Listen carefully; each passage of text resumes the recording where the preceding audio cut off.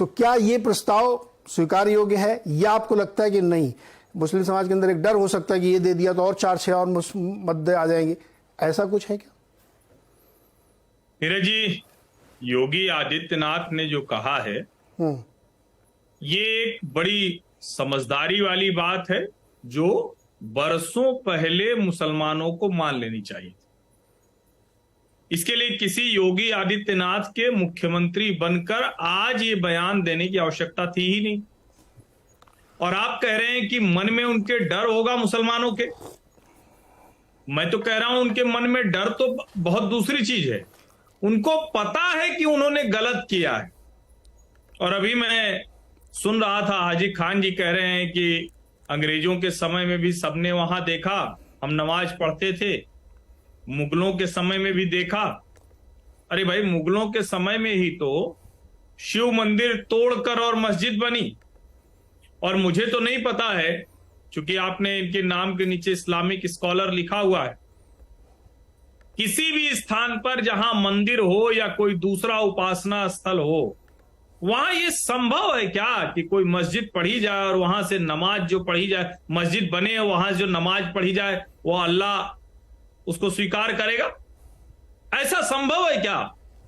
मेरी जो जानकारी कहती है कि इस्लाम में बहुत स्पष्ट है कि अगर दूसरा कोई पूजा स्थल है, उपासना स्थल है, उसे तोड़कर, उसे किसी भी तरह से नुकसान पहुंचाकर अगर आप अल्लाह की इबादत करते हैं तो उसे कबूल नहीं है।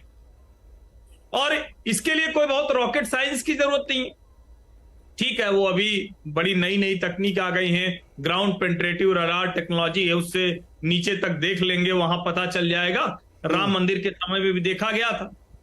लेकिन उसके लिए ये सब देखने की क्या जरूरत है? हाजी खान, मैं कह रहा हूं कि ज्ञानवापी जाएं और गेट नंबर 4 से घुसें, उसके बाद भव्य दिव्य काशी विश्वनाथ मंदिर और एक छोटे से गेट से मस्जिद जाने के लिए रास्ता, नंदी बाबा का मुंह। किसने बनवाया था ये मंदिर?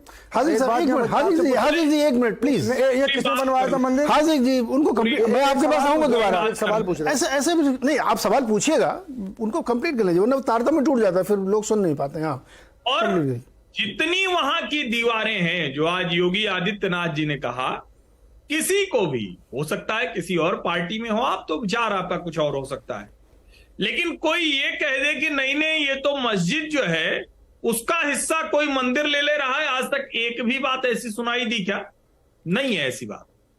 और ऐसे ही आप चले जाइए मथुरा जन्मस्थान, आप सामने वो भव्य मूर्तियां हैं, उसके दर्शन करेंगे, उसके बाद बगल में जाएंगे तो मंदिर की तरफ मुंह करके खड़े होंगे तो बाएं रास्ता है, वहां जाएंगे तो नीचे सीढ़ियां गई हुई है, पता चलेगा कि यहां आपको बताया जाएगा कि भगवान कृष्ण का जन्म यहीं था, काल कोठरी यहीं थी जी। फिर सीढ़ियों से आप ऊपर आते हैं तो बगल में आपको मस्जिद दिखती है, और दिखता है कि कैसे उस दीवार को काट कर वो हिस्सा गया है। और मैं आपको बताऊं, मैं तो अभी कोरोना के पहले गया था, उसके बाद कृष्ण जन्मभूमि नहीं जा पाया हूं।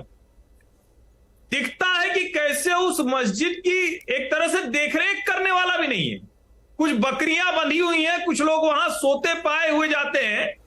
हो सकता है कि कुछ अवसरों पर कुछ बड़ा जलसा, कुछ मजलिस भी होती हो, लेकिन सच मानिए, मंदिर तोड़कर मंदिरों के हिस्से पर बनी हुई इन मस्जिदों को शायद मुसलमान भी मन से स्वीकार नहीं कर पाता, लेकिन वो जो सेंस ऑफ एंटाइटलमेंट है जी, उसकी वजह से इसे छोड़ना नहीं चाहता।